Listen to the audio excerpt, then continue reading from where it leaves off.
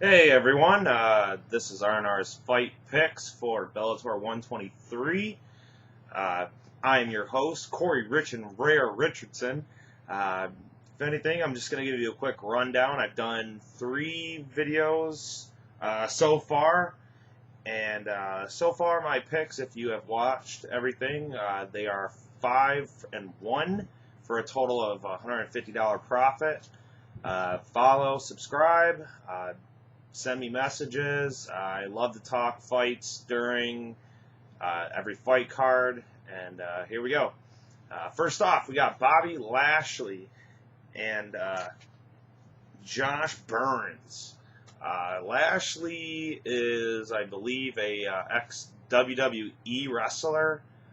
We all know that they like to put on a show. However, he is a big black beast of a man.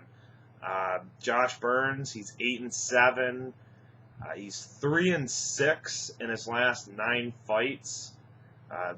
He's just gonna get steamrolled over. He's gonna get taken down, ground and pounded in the first.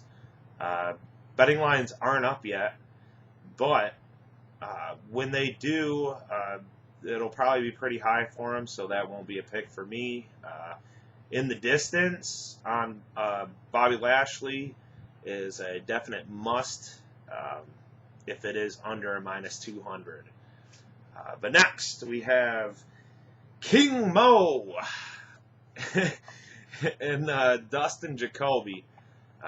King Mo's coming off of a loss from Rampage, which he did win the fight, I guess, but I mean, I'm not gonna bitch because I did put I think I did 230 with him and someone else. Oh, Shlamenko, I think it was that card. 230 for 200.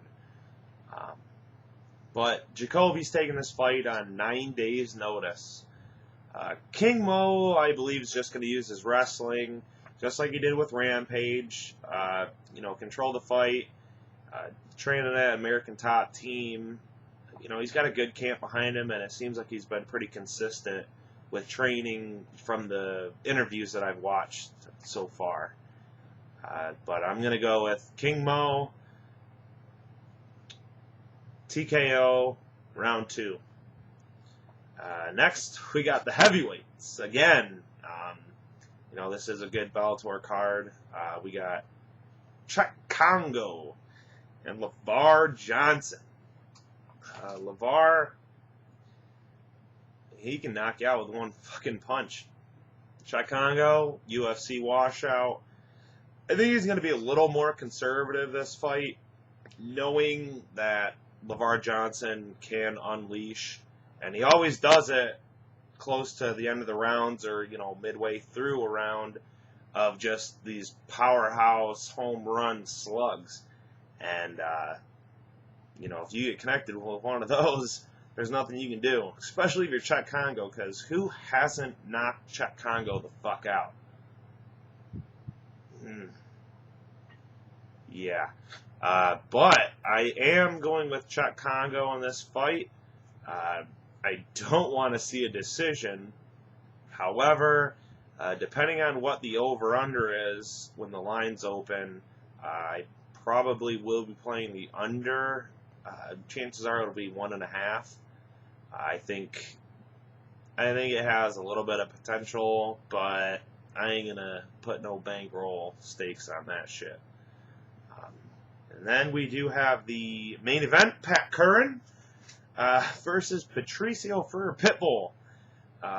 Their first match, Pitbull lost, split decision.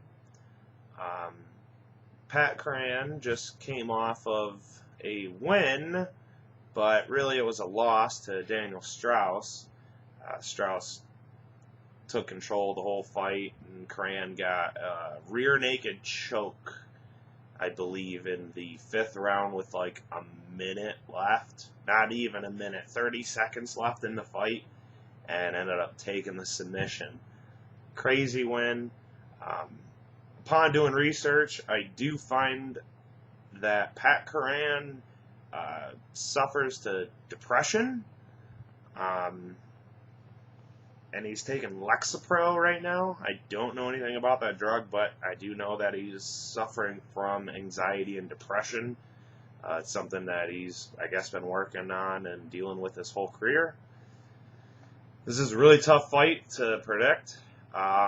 Betting lines, I'm sure we'll have Pat Curran as the favorite. I'm thinking, depending on what the betting lines are, I think Pitbull wants this. You know, it seems like the guys coming out of his camp are training pretty well. Beth Correia, you know, just knocked the fuck out of Baszler the other night in UFC 177. But I think the Pitbull brothers are, it's their time to reign. Maybe not Patrici, but, I mean, Patrici's Patrici.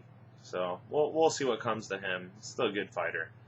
But I'm going to pick Pitbull in this fight.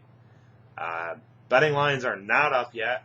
However, I more than likely will do a round 2 and or post my bets on this page.